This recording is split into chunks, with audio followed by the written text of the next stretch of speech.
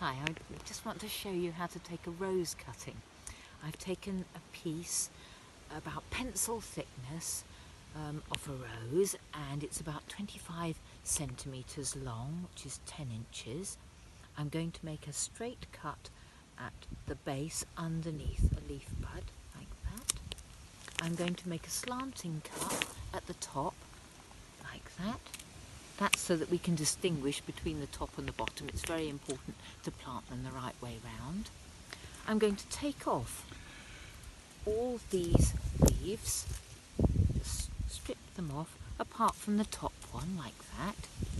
Then I'm going to dip the end in a rooting hormone solution. I'm then going to make a hole in the soil and plant it to about half its length, like that. I shall put a label in, and that will just need a really good water and not to be moved until it's really well rooted, which will probably not be until next summer.